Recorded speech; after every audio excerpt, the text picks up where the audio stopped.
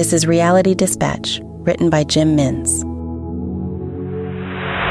Jesus, Mary yelled as she slammed her right foot down on the accelerator of the rental truck, which was slowly dying on 8th Avenue. It ground to a halt in the middle of the morning peak. It was 7 a.m. Horns erupted instantly. "What the fuck do we do now?" she screamed at Shannon. Her friend shrugged, horrified. Eventually, she came up with a suggestion. "We push it to the sidewalk," she offered. "It's a 3-ton truck, Shannon," Mary shouted. "Just relax and help me." Shannon snapped back. She unbuckled, jumped out of the cab, and ran behind the truck, placing her hands on the enormous frame to try to glide it to the left side of the street. "Put it in neutral," Shannon called out. Momentarily, she was joined by motorists who placed their hands on the back of the cab and helped her move the vehicle out of the way. "Great morning for it," one said as he pushed and heaved. "You're telling me," Shannon replied. The continued pushing paid off as other frustrated commuters, some in suits and office attire, having fled their cabs, joined in. Bit by bit, the truck veered off the road with Mary at the wheel, steering. Just as quickly as they arrived, the helpers left in their cars. The two women leaned against their rental and debated how they were going to get the furniture inside the apartment. "At least we should get a refund on the truck," Shannon said. "What good is that when we still need to get the furniture a block over and then up 3 flights of stairs?" The morning was still young, but Mary knew this setback would cost them the entire day. The lease was for 3 hours. "We'll definitely go over," she said. "But the truck broke down." Shannon protested. Mary waved her away, too fraught to argue.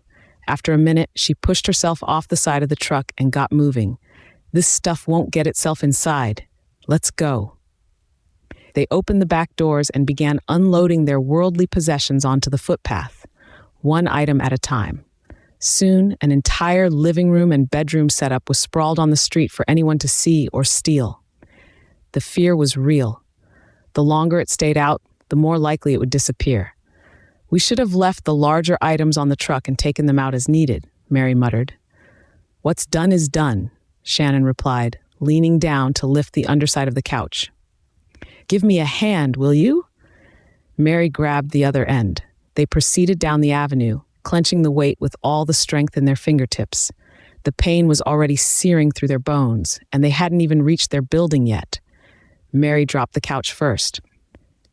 "This is useless," she panted, resting on her knees. "We can't stop now," Shannon protested. "We'll never get this done, Shan. Come on, we don't even have rent money beyond this month." "We'll get the money. We can find jobs in 4 weeks," Shannon said reassuringly. "It's been 8 months already. And our bad luck is about to end. Trust me." Mary looked around at the streets and the people walking by. She turned toward the end of the block where their furniture was strewn on the sidewalk.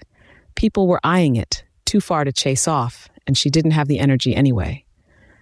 "God damn it," she muttered. Sirens blared a block to the east.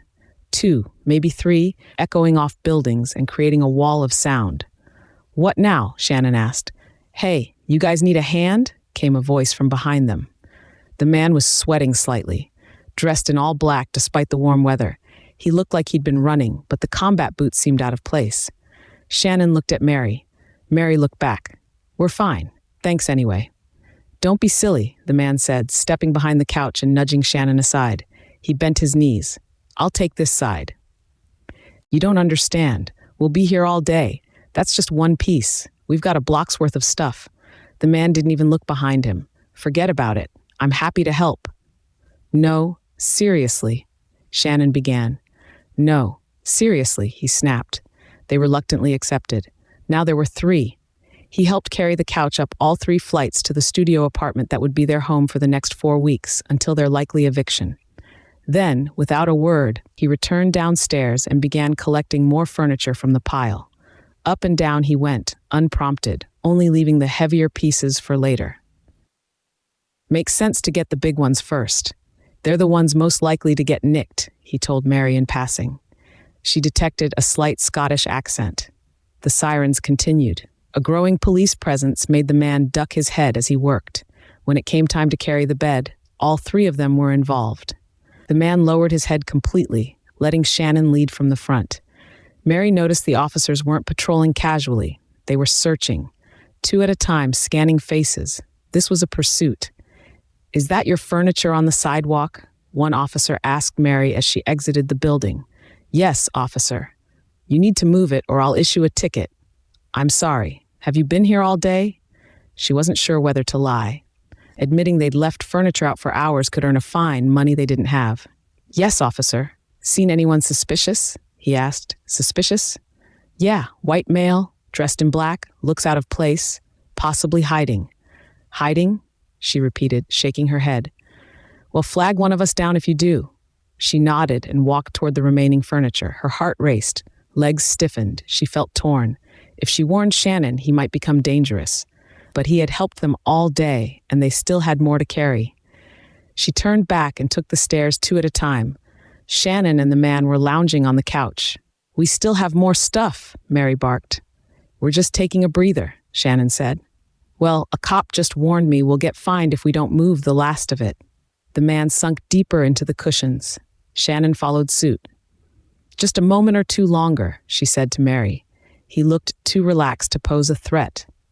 Besides, enough officers were outside. If Mary screamed, surely someone would respond. She decided to take the risk. "Why are they after you?" she asked him.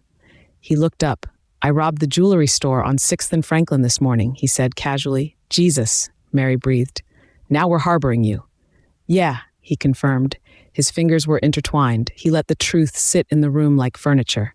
Shannon was frozen, too tired to move, a little too attracted to run. The man pulled 3 thick wads of rolled-up bills from his pocket. "Shannon was telling me about your rent issues. Here's a year's worth," he said, placing the bundles on the coffee table. He leaned back into the couch. "What's the catch?" Mary asked. "Let me stay the night. No more carrying furniture. I'll be gone in the morning." "Deal," Shannon said instantly. She stood and walked over to Mary. "Let's get the last of it, unless you want that fine." They headed to the front door and unlatched it. "Ladies, one final thing," the man called out. They turned. He hadn't moved, but now held a revolver they hadn't seen before. "Any funny business?" He didn't finish the sentence, just waved the weapon. The message was clear. They nodded. As they descended the stairs, the girls were silent. "Can we really do one night with him in the house?" Shannon whispered. "For a year's rent?" Mary replied. 2 officers waited at the entrance, just as they stepped outside. "I told you to move your furniture. Now!" one shouted. Mary nodded.